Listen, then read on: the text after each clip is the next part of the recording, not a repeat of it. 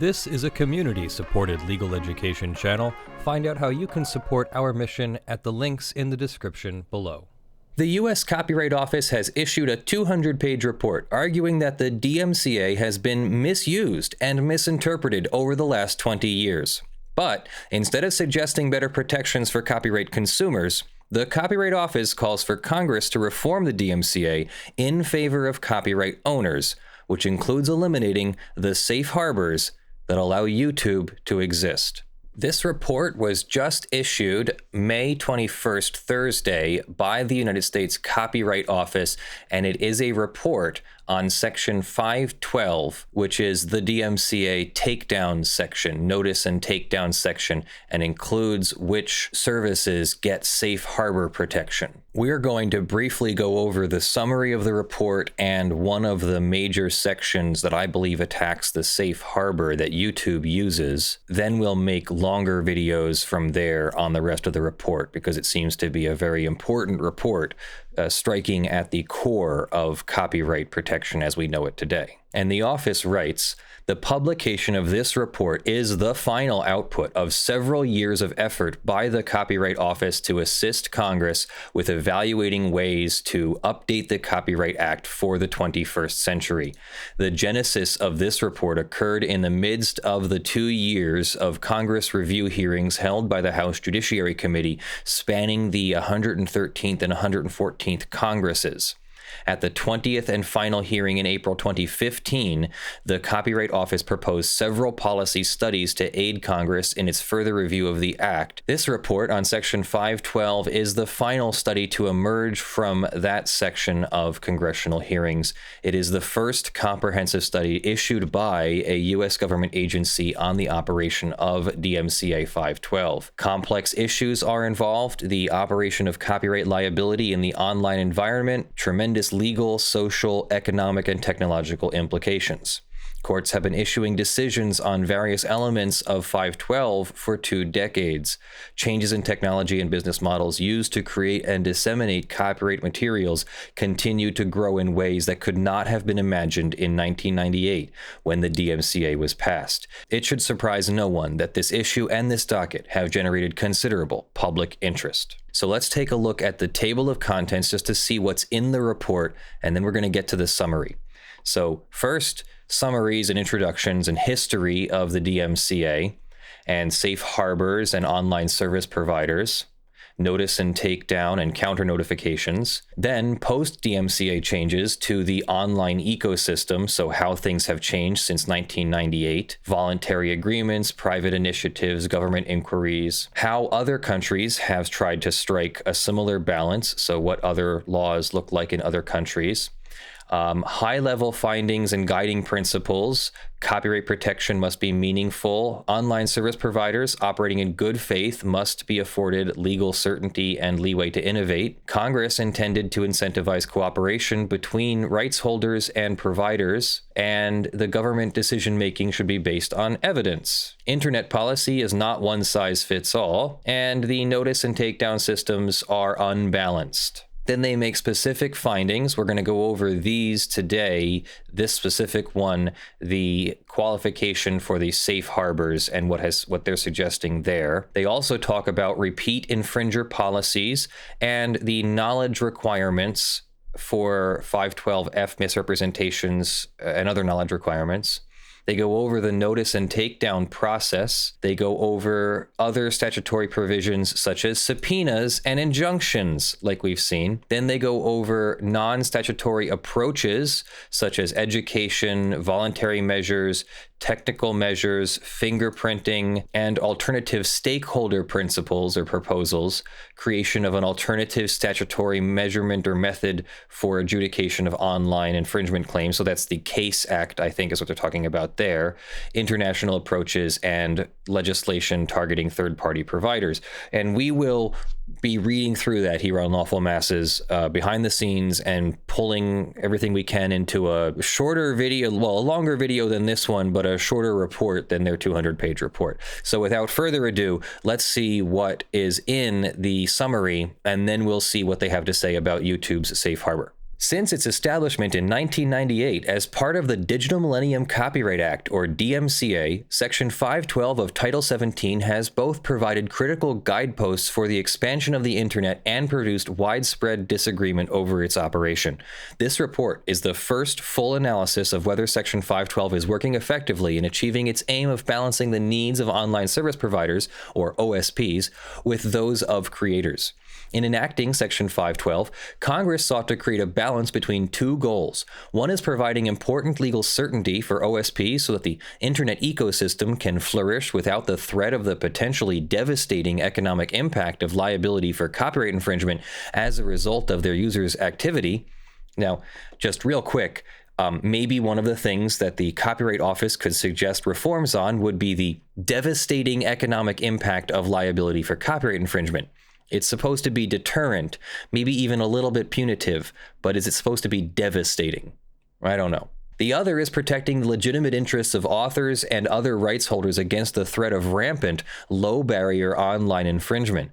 Congress balanced these interests through a system where online service providers can enjoy limitations on copyright liability, known as safe harbors, in exchange for meeting certain conditions, while giving rights holders an expeditious and extrajudicial method, DMCA takedowns, for addressing infringement of their works. Thus, for some types of OSPs, their safe harbors are conditioned on taking down infringing content expeditiously upon notification by a rights holder. In the 20-plus years since Section 512 went into effect, the question has often been asked whether the balance that Congress sought has been achieved, particularly in the light of the enormous changes that the internet has undergone. Indeed, that is the question that motivated the study that led to the present report. Pursuant to a request from the then-ranking member of the House Judiciary Committee in 2015, the Copyright Office undertook a multi-year study resulting in 2 notices of inquiry, tens of thousands of written responses, 9 empirical studies, and public roundtables in New York, San Francisco, and Washington, D.C. Through these efforts, the office received dramatically varied opinions on whether Section 512's intended balance has been achieved. Roughly speaking, many OSPs spoke of Section 512 as being a success, enabling them to grow exponentially and serve the public without facing debilitating lawsuits. Rights holders reported a markedly different perspective, noting grave concerns with the ability of individual creators to meaningfully use Section 512 systems to address copyright infringement and the whack-a-mole problem of infringing content reappearing after being taken down. Based upon its own analysis of the present effectiveness of Section 512, the office has concluded that Congress' original intended balance has been tilted askew. One of the office's goals in conducting this study was to make recommendations for how Congress might amend the statute if the initial balance was no longer working for all concerned parties. A summary of the office's conclusions and recommendations appears below, but first, the guiding principles followed by the office in conducting the study and making its recommendations bear mentioning. First, copyright protection online must be meaningful and effective, so that rights holders can appropriately enforce their rights when they are infringed. Second, OSPs operating in good faith must be afforded legal certainty and leeway to innovate, for the benefit not only of their shareholders, but of the public and the content industry as well.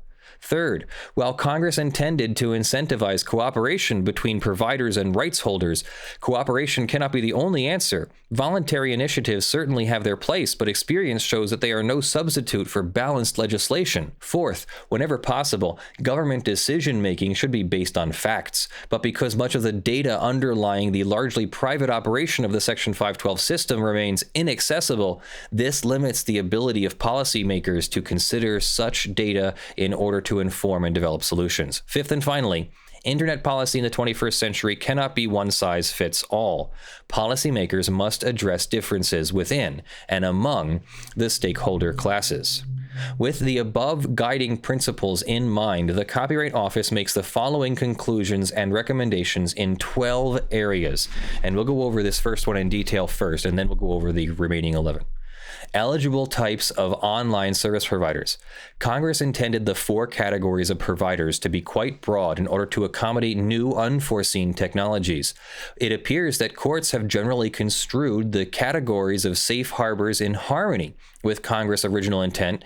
The office notes, however, that the current contours of the Section 512C safe harbors, which is what YouTube uses, are in tension with the original balance Congress sought to achieve. Specifically, the 512C safe harbor shields an online service provider from liability for monetary relief for infringement of copyright by reason of the storage at the direction of the user of material that resides on a system or network controlled or operated by or for the service provider. As currently interpreted, by reason of the storage has been expanded to cover many activities related to hosting in a manner that Congress did not likely anticipate. Let's take a quick look at what the full report has to say about that on page 84. The biggest source of conflict between stakeholders on the scope of the safe harbors is whether courts' application of the Section 512C safe harbor for storage at the direction of a user of material that resides on a system or network controlled or operated by or for the service provider has swept in services that go beyond serving up content at the direction of the user. Courts have held that Section 512C includes video hosting sites that make copies of videos in different encoding schemes, called transcoding, deliver videos to a user's browser cache at the user's request, playback, use algorithms to identify and display related videos and syndicate content to a third party, online storage lockers that are used to display or disseminate copyright-protected content, and e-commerce sites that provide a platform for users to market and sell their products. Courts have reasoned that these services qualify for Section 512C safe harbor because their activities are related to the activity of storing user-uploaded content. For example, in Viacom International v. YouTube, owners of copyrighted videos sued YouTube for operating a website that allows users to upload videos, alleging direct and secondary copyright infringements. YouTube sought protection under Section 512C, claiming that 3 challenged software functions, transcoding playback and related videos, were offered by reason of the storage, and thus were entitled to the safe harbor. The Second Circuit agreed. The Second Circuit reasoned that transcoding and playback were automated functions, and that to exclude these automated functions from the safe harbor would eviscerate the protections afforded to service providers by 512C. For the related videos feature, by which a YouTube computer algorithm identifies and displays thumbnails of clips that are related to the video selected by the user, the court said a similar analysis applied. In short, the Second Circuit held that the related videos feature falls under the Section 512C safe harbor because it is automated, responsive to user inputs, and helps users locate and access user-stored videos. Thus, it is closely related to and follows from the storage itself, and is narrowly directed toward providing access to material stored at the direction of users. On remand for further fact-finding, the district court also held that a 4th software function, syndicating videos to a third party, makes user-stored videos more readily accessible without manual intervention, and thus is also done by reason of the storage, and qualifies for the safe harbor. The Viacom District Court and Second Circuit thus relied heavily on the automated nature of YouTube's processes in determining whether to apply the safe harbors, rather than focusing on whether the particular processes themselves fall within one of the enumerated safe harbors. Viacom built on a related services doctrine developed by the District Court in UMG Recordings v. Veo Networks. The Veo 1 District Court said that plaintiff was wrong to assume that the Section 512C requires that the infringing conduct be storage, and that instead the statute extends to functions other than mere storage. It applies to infringement of copyright by reason of the storage at the direction of the user. Subsequently, the Ninth Circuit built on this and said that Section 512C puts no limitation on the service provider's ability to modify user-submitted material to facilitate storage and access. The Ninth Circuit expressly stated that Congress created the hosting safe harbor to cover activities beyond mere hosting. The language of the statute recognizes that one is unlikely to infringe a copyright by merely storing material that no one could access, so includes activities that go beyond storage.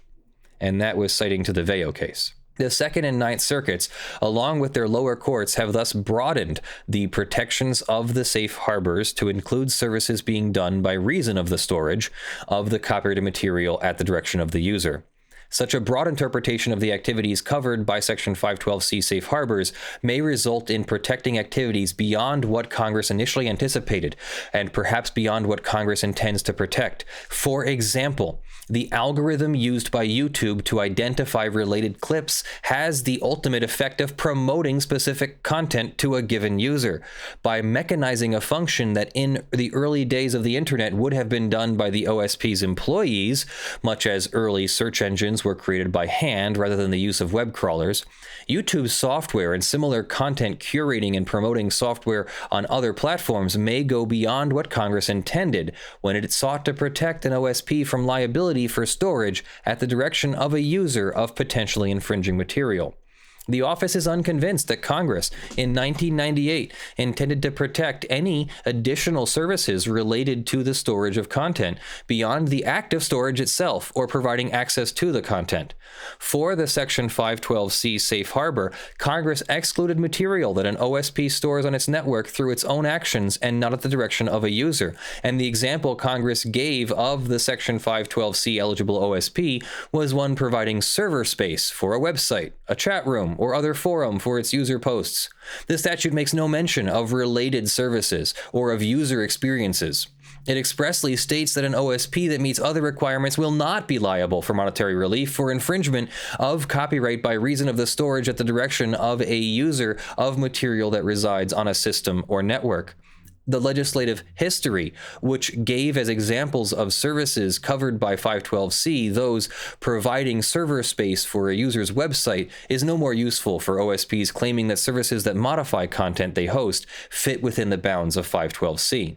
It is not clear that by reason of the storage means services related to the storage. Rather, Congress may have intended by reason of to refer to the various exclusive rights that can be infringed through the act of content hosting and providing access thereto.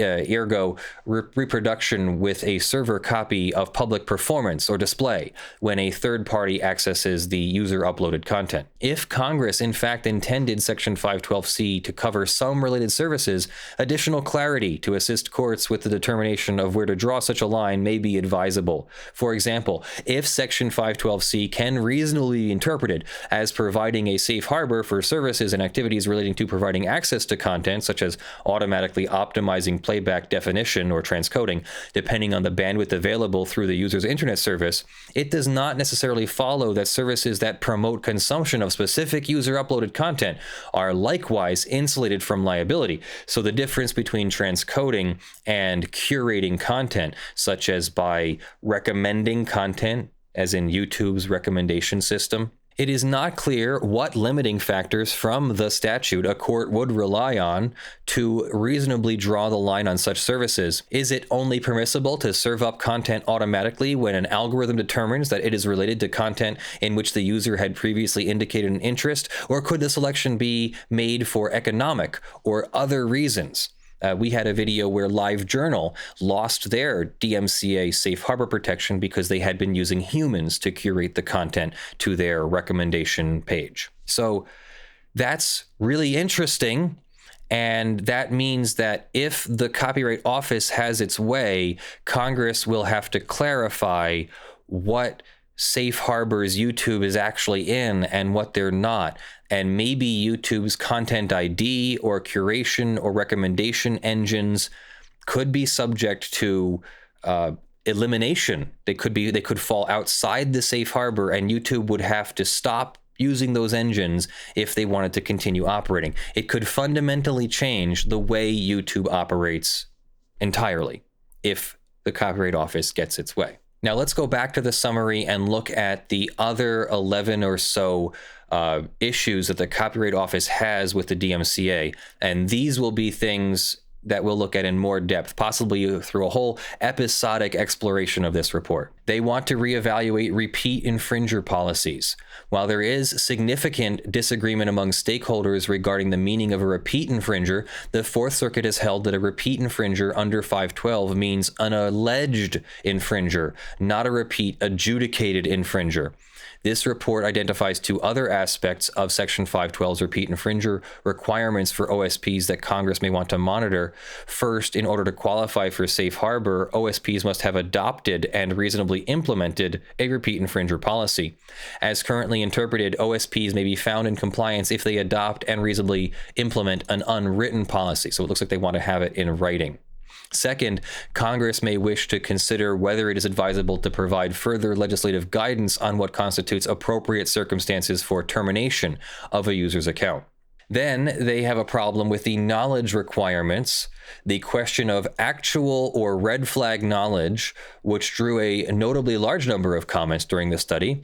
The statute requires that in order to qualify for the safe harbor, an OSP must both lack actual knowledge that material or activity is infringing and not be aware of facts or circumstances from which activity infringing is apparent. The office believes that this question in particular could benefit from congressional attention to reiterate or clarify the distinction between actual and red flag knowledge. The second knowledge requirement is the application of the willful blindness standard. This is a common law doctrine that asks whether the OSP deliberately blinded itself to knowledge of infringing activities by users.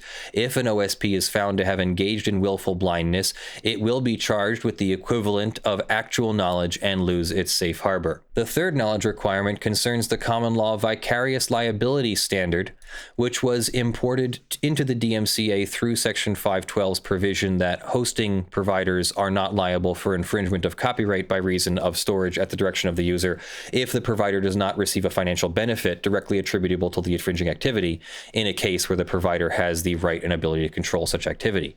Currently, courts require a showing of something more than the ability to remove or block access.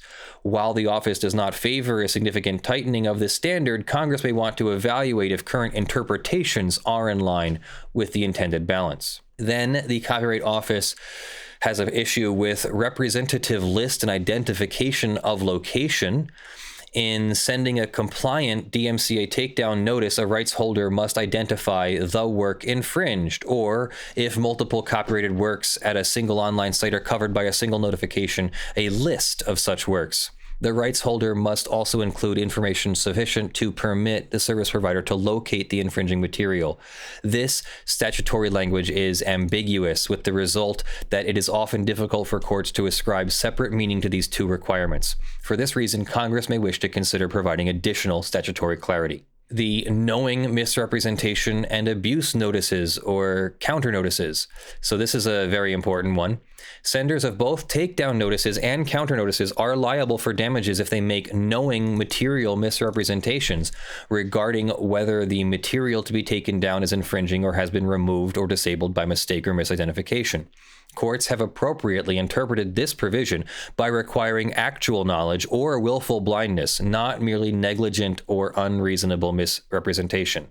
The office notes, however, that many stakeholders called for increased penalties for misrepresentations in order to serve a deterrent effect. Knowing misrepresentation and fair use. The Copyright Office questions the test for knowing misrepresentation adopted by the Lentz Court, which had the effect of imputing the good faith requirement in takedown notices for notice sending in the analysis section of 512F's knowing misrepresentation requirement.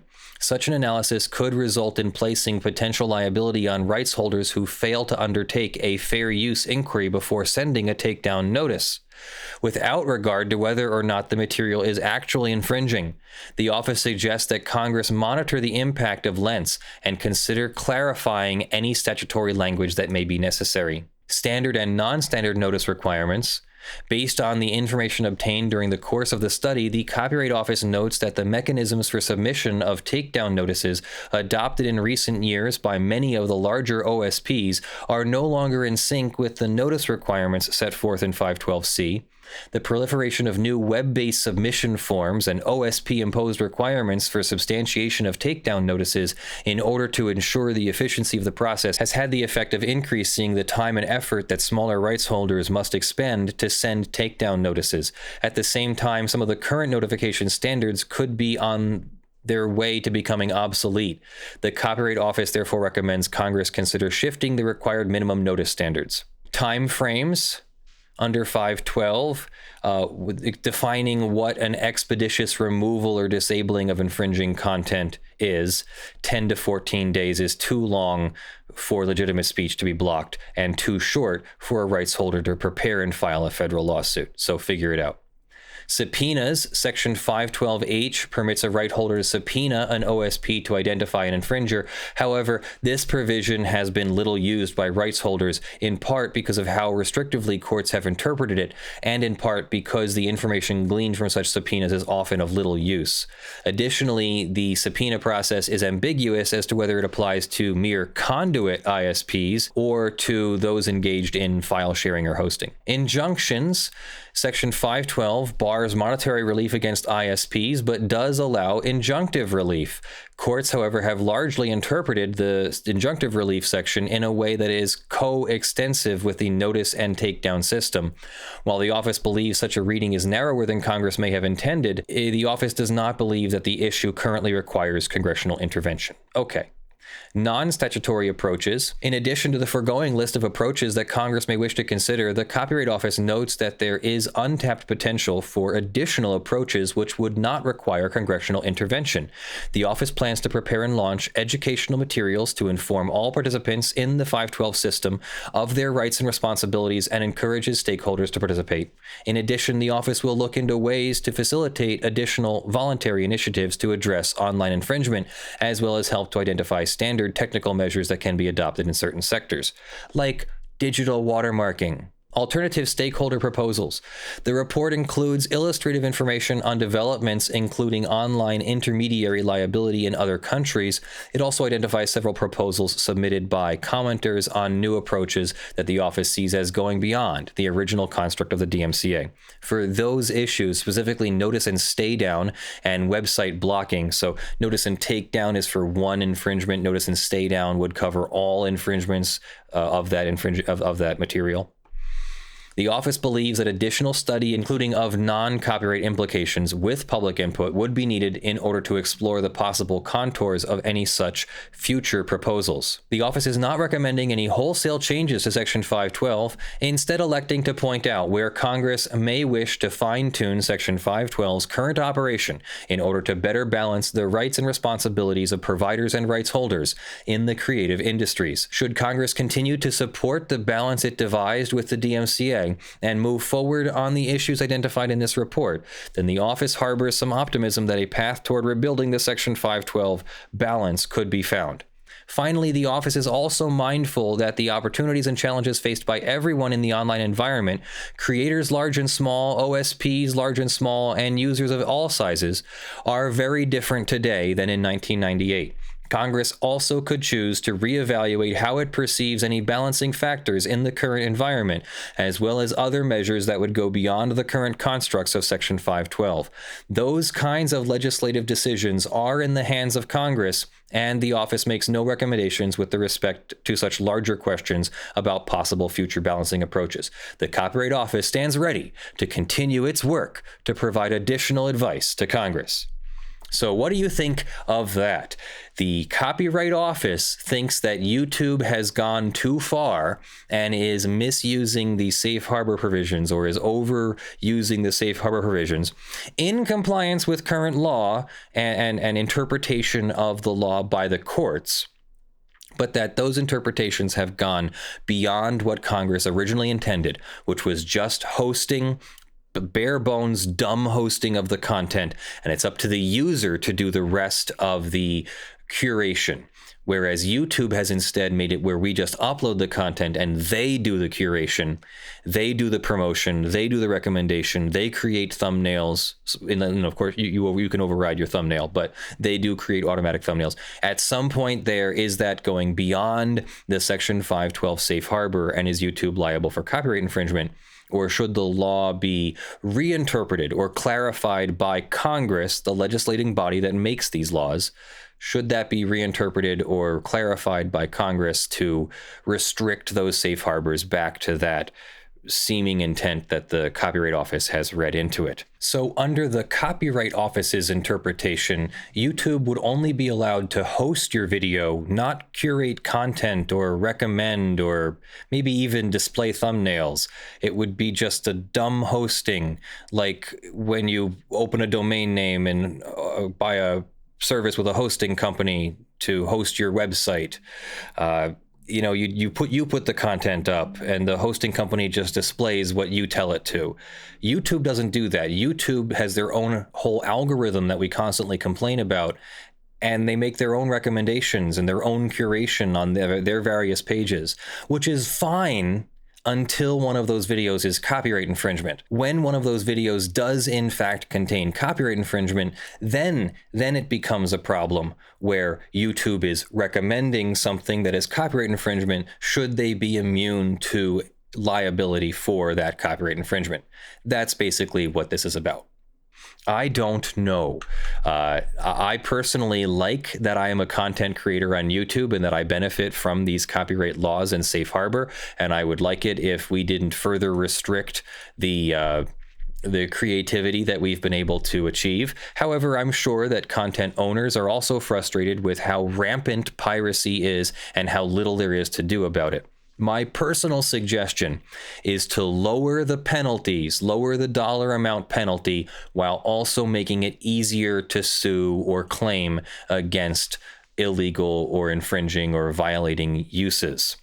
I understand that users would not be deterred by a lower penalty, but make it more accessible. Have more people be able to be copyright claimed, but when it happens, have the damages be less punitive and maybe more deterrent based on how many people are getting pulled over. So instead of increasing the penalties for being pulled over for copyright infringement, just increase the number of people who get pulled over. The visibility and the fairness of it, I think, will go far. But that's just my opinion, the opinion of Leonard French, your favorite copyright attorney.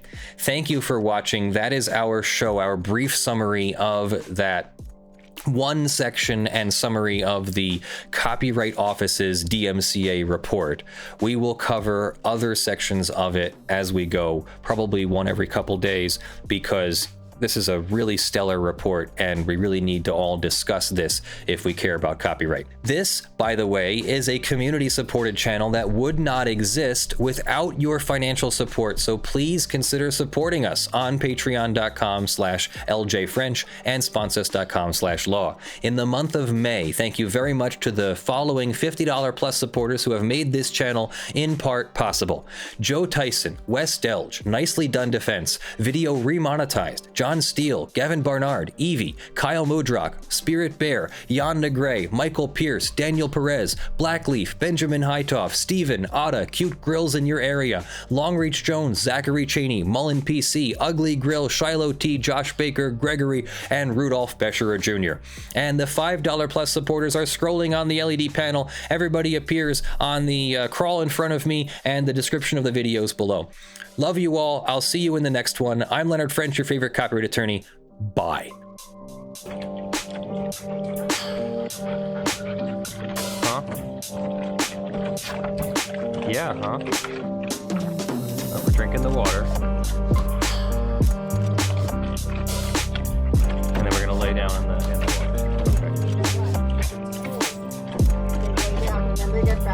Okay. That's funny. It's too cold for puppy.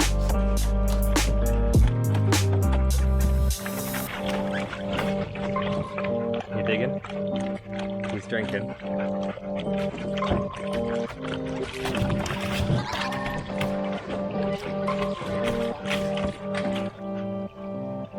You're cute.